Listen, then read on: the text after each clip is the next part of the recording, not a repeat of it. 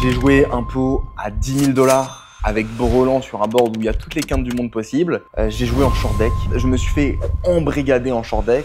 Ça a été dans la même soirée 3 sessions consécutives qui ont été plus intenses les unes que les autres.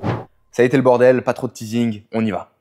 Pour contextualiser, ça fait une semaine qu'on est aux Philippines à Manille. Et ça a beaucoup up and down. Je suis en mode, what the fuck, comment est-ce qu'on passe de 80% de sessions positives à là on fait une session up, une session down, une session up, une session down. J'ai l'impression de vraiment pas m'adapter aux adversaires et ça commence à être un peu frustrant. Et au même moment, il y a l'organisateur d'une game qui m'envoie un message et qui me dit que ce soir ça tourne cher. Ça va être une game à un buy-in de 5 000 $. Ça va envoyer des parpaings et pour moi, c'est le moment de enfin sortir notre épingle du jeu, faire des résultats de manière significative et cette courbe qui est un petit peu comme ça là, aller la faire exploser. Et là, c'est simple, il y a deux options. Petit 1, vers le bas. Petit 2, to the moon. Sauf que on sait que ça n'existe pas. J'arrive à l'heure du lancement, je rentre dans la poker room, je cachine mes jetons. Good evening, guys. Et la table n'a pas encore commencé. 5 minutes, 10 minutes, 20 minutes. Il y a Los qui va me dire, Baki, les deux joueurs récréatifs, ils arriveront bientôt. Est-ce que tu vas aller jouer une plus petite game? C'est un buy-in à 1000, 2000 $. Et je suis pas naïf. À ce moment-là, je comprends qu'il n'y aura pas de table, qui m'a appâté avec cette game imaginaire et qu'en fait, on va juste jouer des petites limites. Je me dis, bon, perdu pour perdu, on a fait le déplacement, let's go. C'est de la 100-100-200. L'option automatique vaut 3,5 $ avec des suroptions à 7 $ qui sont très fréquentes. Je dépose 100 000 pesos soit 1750 $ et la session commence. Concernant les joueurs à table, ils sont serrés, ça facilite les bluffs. Mais ils ont peu de profondeur, ce qui est contraignant pour mettre une grosse pression. Au moment où je reçois Dame 6 en petite blinde, le bouton ouvre à 1000 pesos. Je l'ai déjà vu ouvrir à 2000 et à 3000. Il est actuellement sur un sizing faible, ce qui me donne envie de l'attaquer. La beauté additionnelle, c'est qu'on joue une variante appelée Mushroom. À chaque main, de l'argent mort est mis en jeu, et la seule manière de le récupérer, c'est de gagner la petite blinde et le bouton de manière successive. Ce qui m'offre un gain supplémentaire à remporter le pot avec Dame 6, vu que je suis en petite blinde. Je relance à 6000. Ça ne suffit pas. Il colle. On fait petite paire sur un flop qui va peu interagir avec sa range. Je mise 5000 en pensant que ça sera facile à jouer, mais les choses se compliquent lorsqu'il me relance à 20 000. C'est un joueur coréen, assez serré. Il n'a pas trop bougé jusqu'ici. J'imagine peu de bluff, il a souvent un 8 ou mieux. Faisons un peu de maths. J'ai 15 000 à mettre dans 50 000, et seulement 5 outs vivants. Je joue les 3 dames et les 2 derniers 6 qui restent dans le paquet. Conclusion, j'ai besoin de 30% d'équité et j'ai seulement 10% de chance d'améliorer sur la turn. Le fold m'effleure l'esprit dans un premier temps, mais je me dois de penser plusieurs coups à l'avance. Sa range est découpée en 2 parties. Les 8 qui sont intuitifs à raise et les nuts comme 8 et 6, 6-6, 2-2. En termes de ratio, les 8 ici représentent entre 70 et 90% de sa range, et ce sont des mains fragiles. Est-ce que je peux les faire fold directement en faisant all-in? Pas sûr. Par contre, le board est évolutif. Sur des cartes hautes, sur une couleur qui rentre, sa range deviendra fragile, et ça sera très simple d'aller remporter le pot en bluffant. Je call, la turn fait rentrer la couleur, c'est une carte qui renforce bien ma range. Il va sûrement se calmer, je check, il check, river un roi qui tombe à pique. Au vu de ma séquence d'actions, je peux complètement représenter As-Roi. Si je mise ici, ça va être très difficile pour lui de me voir sur un bluff. De son côté, il n'a pas de couleur. Il n'aurait sûrement pas relancé au flop avec un tirage, et encore moins checké à la turn une fois qu'il aurait touché.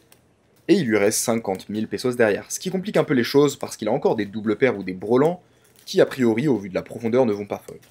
De mon côté, si je mets 50 000 dans 50 000, j'ai besoin que ça passe une fois sur deux pour être rentable.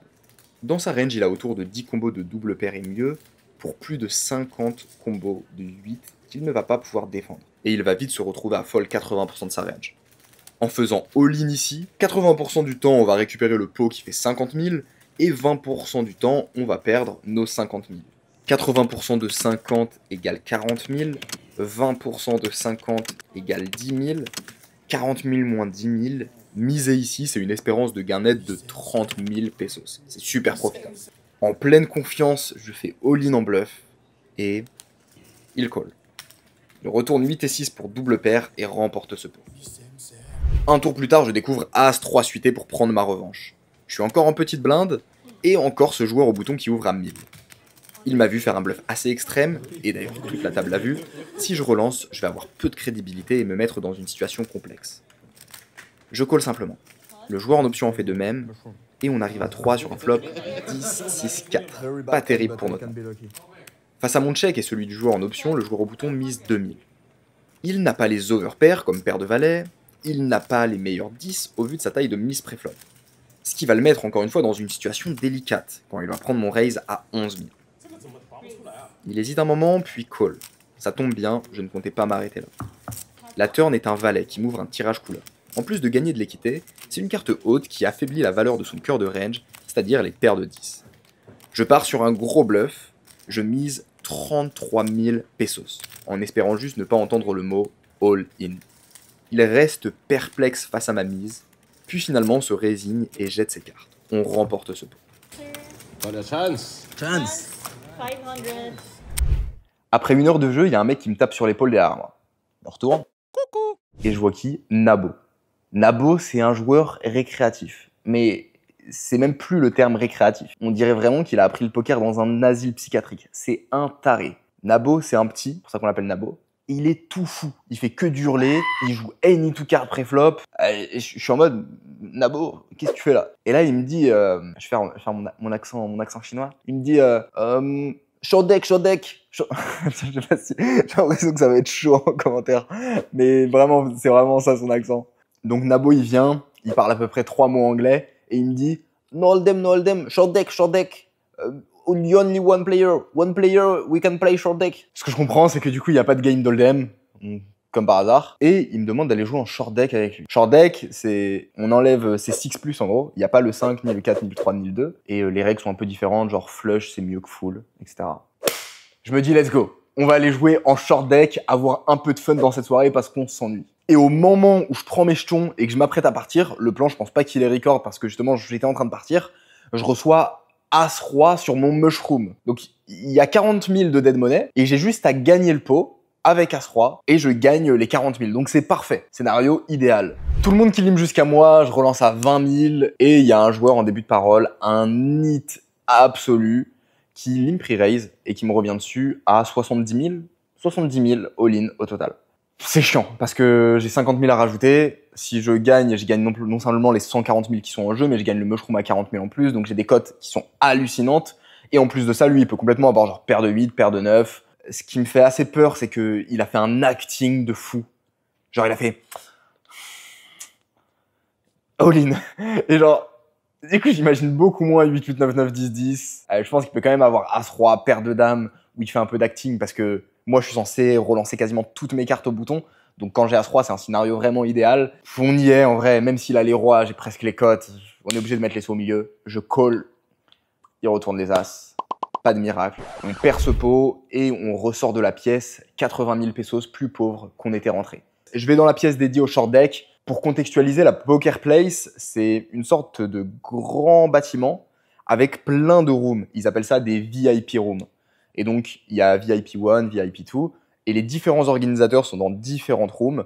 Et quand les mecs t'envoient un message, ils disent « Ok, ce soir, il y a une short deck à la VIP 7, par exemple. » Et donc, tu dois aller faire ton chemin et aller dans la room qui est spécialisée. Donc, on part de la salle dans laquelle j'étais, qui était la VIP 5, direction la VIP 1. J'arrive en confiance, je me dis que c'est tous des fiches qui sont nulles, que même si je connais pas les règles, ça va être dans tous les cas facile. Et je ressors 2 heures plus tard avec 3 000 $ en moins. Je suis venu à la base pour jouer une grosse game de hold'em. Je me suis retrouvé dans une micro-limite où je me suis pris un spot horrible avec As-Roi. Un récréatif Nabo a réussi à m'embarquer dans une game de short deck. J'ai perdu à peu près 4 000, 5 000 $ pour l'instant. Et à ce moment-là, alors qu'il n'y a rien qui va, qu'il est 2 heures du matin, je reçois un message d'un pote à moi qui me dit que dans ce grand bâtiment, il y a une game qui est en train de tourner. C'est à la VIP 6. C'est une 500, 3000. Donc des blindes 10, 10 en termes de dollars avec un mushroom à 3000. C'est-à-dire qu'à chaque fois qu'on est au bouton, on met 3000 en argent mort. Donc ça fait l'équivalent de 60 $. Et après, on va pouvoir aller le récupérer en gagnant la small blind et le bouton de manière consécutive. La soirée peut pas plus mal se passer dans tous les cas. Elle peut que s'améliorer. Donc, on est parti, on va aller découvrir cette table. Je dépose 200 000 pesos sur cette 500. Après 20 minutes à table, j'ai eu le temps de me rendre compte que comparé à eux, j'étais la définition d'un papy nit. Au même moment, je reçois As-Roi, Le joueur under the gun sous potion magique open à 5000, la petite blinde call, et apparemment c'est l'heure de devenir riche. Je relance à 30 000, sans surprise les deux joueurs call, et nous voilà à 3 dans un pot conséquent. Compte tenu des adversaires, la situation est claire. Board favorable ou non, il va falloir se défendre méticuleusement. Ça tombe roi dame 7 bicolore. Hors de question de slow play, j'ai top pair et le flop est très dynamique. Je mise 50 000, le joueur under the gun call sans la moindre hésitation, suivi d'un fold de la petite blinde. On est en heads up, et je suis soulagé de voir que la turn est un 4. Le pot fait maintenant proche de 200 000, et il me reste 114 000 derrière. Je réfléchis à l'option de check, ou miser petit, mais laisser ces tirages voir une river gratuitement serait une catastrophe. Ainsi, je fais all-in pour 140 000 pesos. Face à ça, il n'est pas du tout à l'aise, et commence à réfléchir. Ça me rassure sur le fait que j'ai la meilleure main, et j'ai la sensation que ce profil irait payer vite avec un tirage couleur. Il a donc sûrement une main très faible. Le temps passe, jusqu'à ce que le floor ramène la boîte magique en guise de timer. Puis, après proche d'une minute, face à la pression, il call. Le pot fait maintenant plus de 7000 $, et il retourne As-Dame. Génial, il a seulement 2 outs vivants, on le crush complètement. Il reçoit la river, c'est un peu particulier, ça fonctionne souvent comme ça en Asie, et c'est un roi.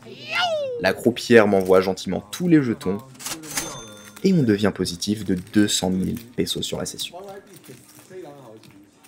Le charme de la soirée est partout, mais on doit rester concentré sur le jeu, surtout quand on reçoit une paire de dames au hijack. Face à deux limpers, j'isole à 4000, ce qui n'est apparemment pas assez cher puisque le bouton, le joueur under the gun et le joueur en milieu de position call. On est à 4, et notre super croupière retourne un flop dame 4-3. On frappe brelan max contre des adversaires déchaînés. Ça check jusqu'à moi. Hors de question de miser, on bloque tout le board, je vais les laisser être créatifs. Le bouton envoie un bet à 10 000, le joueur under the gun call, je call. Et sur cette turn qui est un 5, la main va prendre une tournure complètement inattendue. Je check pour laisser le bouton miser, il envoie 22 000, et le joueur under the gun relance à 70 000. On est vraiment dans un spot compliqué alors qu'on avait fait brelan max? La réponse est oui. Dans sa range, As-2 et 6 et 7 qui font quinte sur cette turn. Peut-être quelques rares bluffs, mais surtout des mains comme double paire et brelan joués comme ça. On reste assez favori, je call en espérant que le bouton ne s'excite pas trop derrière. Et yes, il fold. On est en heads up, la river est un roi, une doublette aurait été soulageante, mais on va faire avec. Après une demi-seconde d'hésitation, l'adversaire rassemble ses jetons et mise 200 000, pour un montant proche de la taille du pot. J'ai besoin d'être bon une fois sur 3 sur un pot qui fera plus de 10 000 $ si je call. Je dois prendre mon temps et je dois réfléchir. Il a 8 combos de As-2, 6 et 7, parce qu'il va principalement avoir les combos suités, et il peut complètement les jouer comme ça. Également, il y a 9 combos potentiels de 4-4, 3-3, 5-5. J'ai plusieurs prises de notes sur ce joueur où je l'ai vu call brelan sur des boards secs. C'est clairement dans sa range, ce n'est pas une main qu'il irait relancer au flop. Mais à quel point il irait la relancer turn et miser river? Peut-être 100%, peut-être pas. Estimons un scénario pessimiste et partant du principe qu'il les joue 50% du temps comme ça, et que 50% du temps il va se calmer sur la river parce qu'il a peur que j'ai mieux. Ça ferait donc 9 combos divisé par 2, donc 4,5 combos que je bats pour 8 combos qui me battent. Je gagnerais plus d'une fois sur 3, ce qui m'offrirait des cotes profitables même dans ce scénario pessimiste. Sans compter sur quelques bluffs, comme 6 et 5 qu'il pourrait avoir ici. J'ai un call, inconfortable parce que je m'attends à remporter la main moins de 50% du temps. Il est important ce pot. Faire enfin une session très positive serait quelque chose de soulageant. Je call, et il retourne. Brelan de 4. À ce moment-là, on monte à 700 000 pesos de stack pour 250 000 pesos déposés. Ça fait 450 000 conversion. C'est combien en conversion ça? On est à 7 800 $ de profit sur la game. Ça remonte la plupart de nos paires. Ça nous fait passer bien positif, on est plutôt content. Ça a été une longue soirée, enfin presque de matinée parce qu'on a fini du coup plutôt sur la matinée. On a réussi à finir gagnant, en plus de ça j'ai joué online en même temps que je jouais la game et j'ai pas mal gagné online. Tout est bien qui finit bien, on se retrouve très vite pour un prochain épisode encore plus sanglant que le précédent parce que cette game là, on va la rejouer. Mais on va la rejouer beaucoup de fois et ça va swing très intensément. Get down in the car, one time give it all, bust it open hard, let me see you drop. Get down in the car, one time give it all, bust it open hard, let me see you the job.